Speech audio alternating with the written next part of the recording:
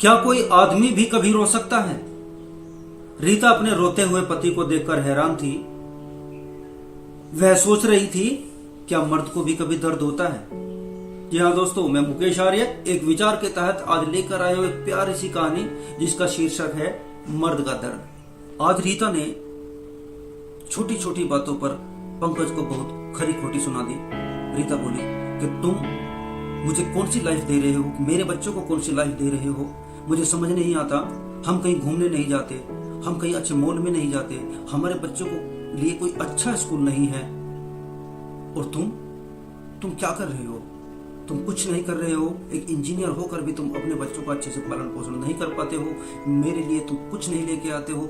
तुम्हारा रहना ना रहना मेरे लिए सब कुछ बराबर है।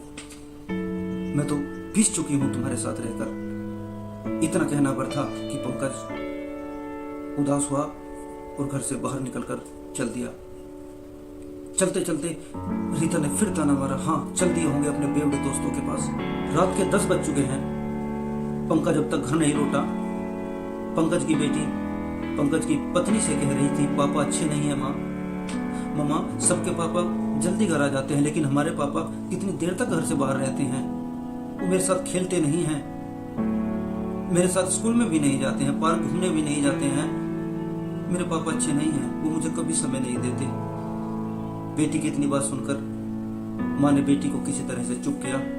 तभी पंकज घर में आ जाता है। पंकज बेटी की बात सुनता है तो वह उदास चुपचाप अपनी माँ के पास बैठ जाता है। माँ बोलती है, बेटा टाइम से घर आ जाया कर, अब इतनी देर तक तेरा घर से बाहर रहना ठीक नहीं है। बच्चों के ऊपर भी इसका अच्छा प्रभाव नहीं पड़ता। माँ पंकज को बहुत सारी हिदायतें देती है। चुपचाप पंकज माँ की बातें सुनता रहा और कुछ देर बाद उठकर वह अपने बेडरूम में चला गया। जब तक वह अपने बेडरूम में गया तो बेटी सो चुकी थी। अब पंकज की पत्नी रीता पंकज से भी कहती है कि देखो, बच्चों के ऊपर भी प्रभाव पड़ रहा है, बच्चे भी तुम्हें मिस करते हैं। तुम समय से घर क्यों नहीं आते हो? समय से घर आ जाया करो। तुम्हारा घर से इतनी देर रात तक बाहर रहना ठीक नहीं है। अब दोस्तों को छोड़ दो, अब दोस्तों के साथ साथ तुम्हारा परिवार भी है। सारा दिन तुम दोस्तों के साथ रहते हो, ड्यूटी से आते हो, तुम्हारी 6 बजे छुट्टी हो जाती है, 5 बजे छुट्टी हो जाती है, 5 बजे के बाद में 10 बजे तक दोस्तों के साथ रहते हो। ये सब ठीक नहीं है। ऐसे परिवार कैसे चलेगा? घर की और भी जिम्मेदारियां हैं। एक दिन रीता देखती है कि पंकज पास ही की रेलवे लाइन पर जाकर रात को बैठ जाता है। वह उसको देखती है। ऐसे 2 दिन 4 दिन पूरा सप्ताह बीत जाता है। एक दिन वह सोचती है कि देखती हूँ उसका पति रेलवे लाइन पर जाकर बैठकर करता क्या है। वह हर रोज उसके मुंह के पास अपनी नाक ले जाकर भी देखती है कहीं ये शराब तो नहीं पी रहा, लेकिन वह शराब भी नहीं पीता क्योंकि उसे किसी तरह की कोई गंध, रीता को किसी तरह की कोई गंध उसके पति से नहीं आती। उसको इस बात का तो भरोसा था कि वह शराब नहीं पी रहा, लेकिन ऐसी बात क्या है, रेलवे स्टेशन पर रेलवे लाइन पर जाके क्यों ये अकेले में बैठ जाते हैं? ऐसा क्या करते हैं? ऐसा वहां पे है क्या कि डेली वहां पर जाके ये बैठ जाते हैं? इसके लिए वह गंभीर हो गई थी। आज रीता फैसला कर चुकी थी, आज चाहे जो भी हो, आज वह जानकर रहेगी कि उसका पति रेलवे लाइन पर बैठकर करता क्या है। जैसे ही पंकज रेलवे लाइन पर जाकर बैठता है, कुछ ही देर बाद जाके रीता उसके पीछे खड़ी हो जाती है। तो वह देखती है, और वह जो देखती है उसे देखकर उसके होश उड़ जाते हैं। पंकज रेलवे लाइन पर बैठा रो रहा था।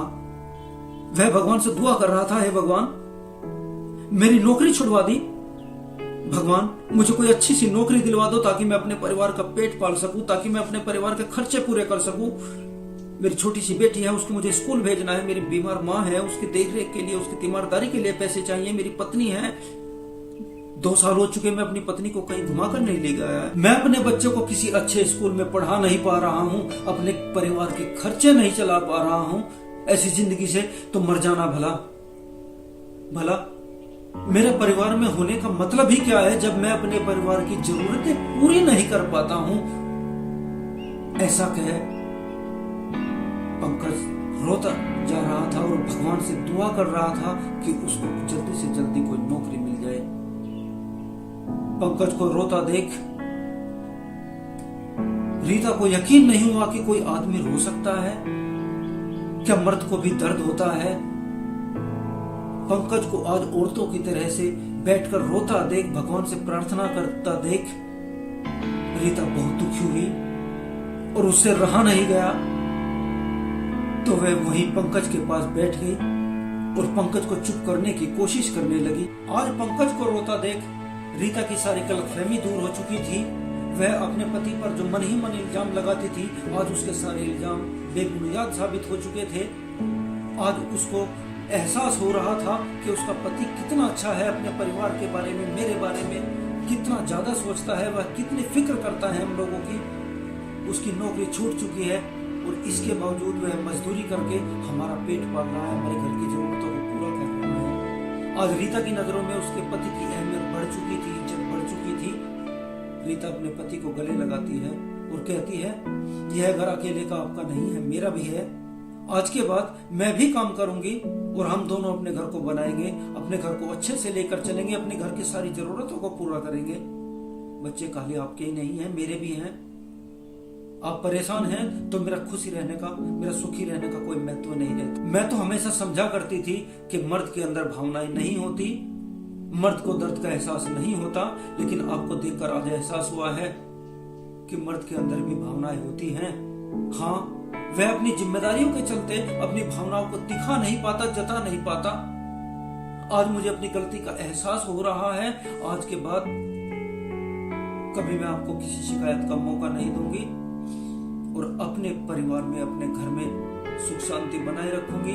आपकी जिम्मेदारियां मेरी जिम्मेदारियां हैं, आपके सारे फर्ज मेरे भी फर्ज हैं। आपके साथ आज के बाद मैं उसी तरह से रहूंगी जिस तरह से एक छोटा भाई अपने बड़े भाई के साथ रहता है, उसका साथ देता है। आज मैं वायदा करती हूं कि मैं आपके साथ आपका छोटा भाई बन के व्यवहार करूंगी, न कि एक कट्टर पत्नी बनकर। मुझे आप पे गर्व है, आप बहुत अच्छे हो। मेरी वीडियोस पर कमेंट जरूर किया करें दोस्तों, क्योंकि आपके कमेंट मुझे प्रेरणा देते हैं कुछ नया करने की, कुछ नया बनाने की। कहानी कैसी लगी कमेंट में जरूर बताइएगा। मिलते हैं फिर किसी नए विचार के साथ। तब तक इजाजत दीजिए अपने दोस्त मुकेश आर्य को।